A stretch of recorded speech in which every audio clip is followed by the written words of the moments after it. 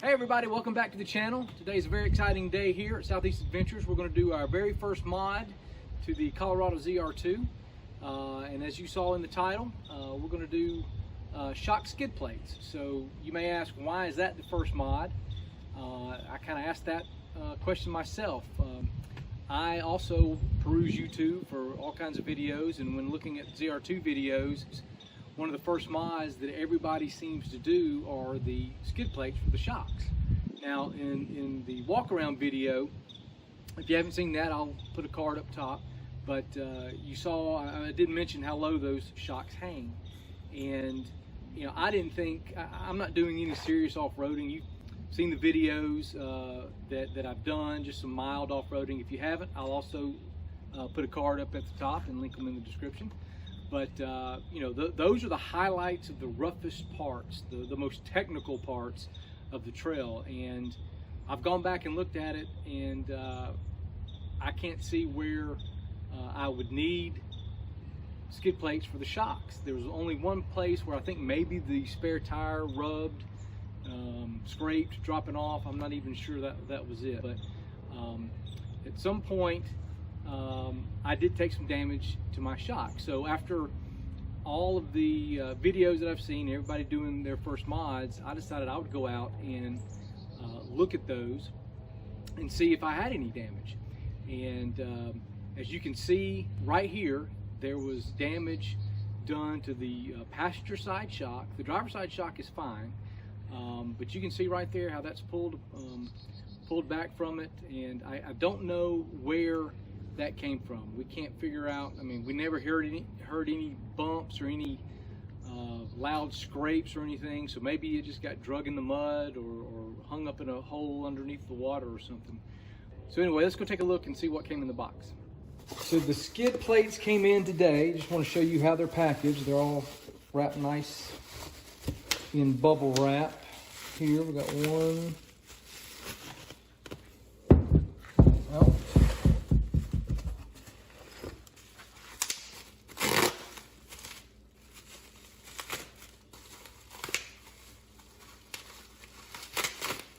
Wrapped very well in bubble wrap to protect them from getting skinned up. They'll let the rocks and roots handle that. That's it. We've got some nice stickers, Datin metal fabrication, and looks like it comes with all the hardware needed, and a, what is that? Oh, it's a little tube of little courtesy tube of Loctite for the nuts. So what's this piece? Okay. Okay. So there's everything that comes with it. Looks like we got enough to get started with. So we'll get under the truck here in just a minute. So we'll get started on that in just a minute. I have, on their website, they've got instructions you can download, so I've done that. I've watched a couple of videos on it. Doesn't look too difficult, but again, I'm a novice at all of this. I don't wrench on vehicles. I've never had a vehicle that I wanted to do any kind of mods or anything like that. So I'm going to give it a shot. We'll see how it goes, and trust me, if I can do this, anybody can do it. So let's get started, see how it goes. All right, so here I am underneath the truck getting started. I'm turning on a timer right there because I want to see how long it's going to take me to actually do this. So I'm going to let this video play out the full length of the install with only a couple of edits just on ratcheting or when I have to come out from underneath the truck and get on the other side. But if you want to skip down to the end portion, please feel free to do so. I just wanted everybody to get a sense of how long it takes a novice to do this. So of course the bolts are on there pretty tight, so just a little bit of strength to get those started. What I did was I installed the other one on the other side, on the driver's side first, just to get an idea of what to do, what not to do. So what you're going to see is the method that I think is a lot easier, and I'll show you why here in just a few minutes.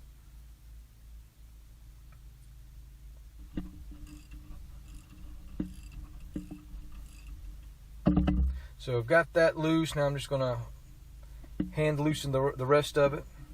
Kid's calling me, needing something, but I'm busy, obviously.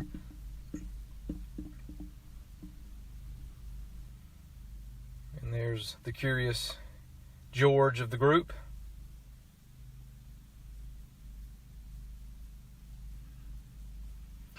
And there's the OEM coming out. So what I found was it's easiest to get that shock out and rest it up there. That way you're not fighting with it, trying to get your bolts together, get your ratchet set up. And that shock tends to want to come down, and while you're trying to hold this shock skid and get the holes lined up and that's pushing down, it's just if you're doing it by yourself, then this is by far the easiest method for me. So I'm just trying to get these holes lined up. I'm putting the original bolt back in on one side, and what I'm going to do is, once I figure out the best way to do this underneath the truck, is just laying on the driveway. It gets a little difficult, but if you put the bolt in the back to hold on that shock skid, it becomes a lot easier when you're trying to line up the holes for the main bolt up front, because like I said, that shock skid is going to want to come down and trying to hold everything up, and the shock also twists on you, and just to get everything lined up becomes a challenge trying to get everything done. So I'm going to go ahead and tighten this back bolt on first.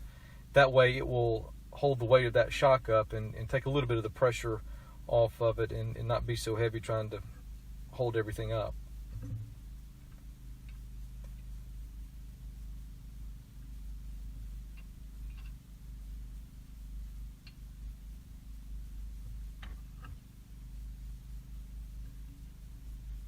And I found it was easier to do it this way because you can see me squinting through. You can see how the holes line up on the back very easily, versus if you go around to the other side and do it from the back side. To me, this was easier to get everything lined up on that back one. So I'm just going to tighten this down just a little bit to where it'll stay up there and help hold the weight of that shock.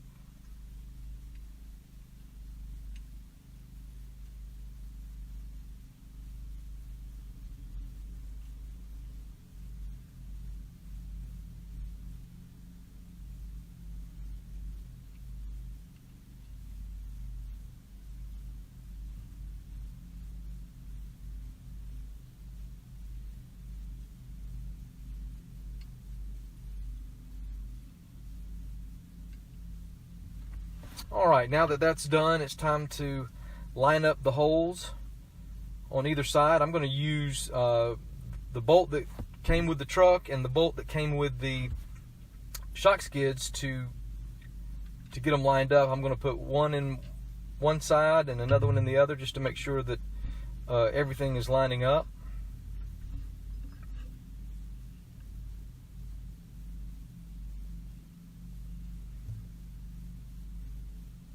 I got everything lined up. Now it's time to bring the shock skid down and get those holes lined up.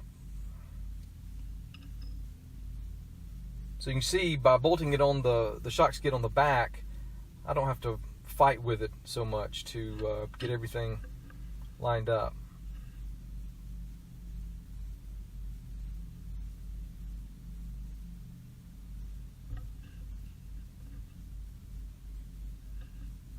And this is the part that gets really difficult if you don't have it bolted on the back. For me anyway, is as you can see, that shock wants to twist, and trying to get all the holes lined up and hold it up at the same time was just difficult. So I'm going to put the bolt in there, get it started through the holes.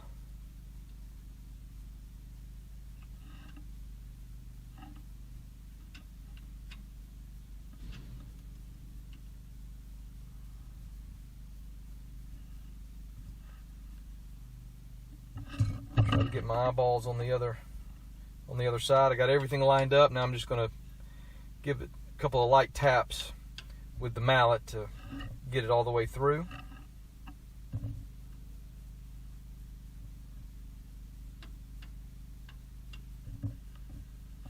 And there it is. So now I'll just put the nut on there, get it tightened down.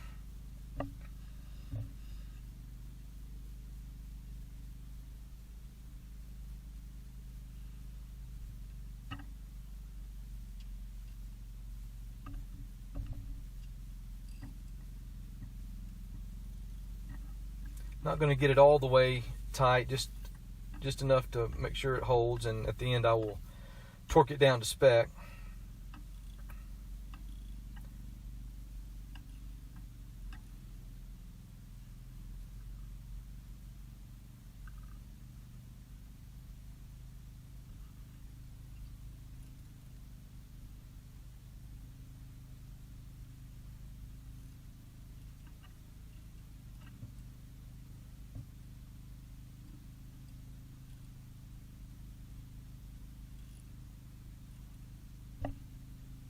Alright, now it's time to go around to the back, and what I'm going to do is, I have some more helpers here supervising, I guess.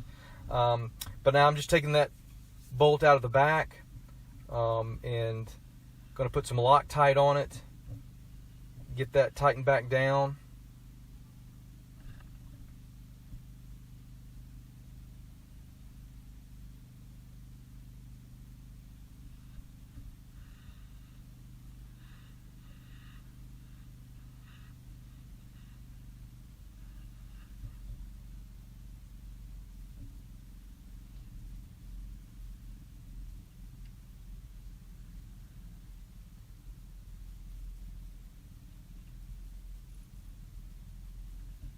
Again, just going to come back and with the torque wrench, and I believe the torquing it to spec, it's in the instructions. I believe it's 25 pounds on the back side and 100 or 110 on the front, but it's in the instructions that come with the shock skids.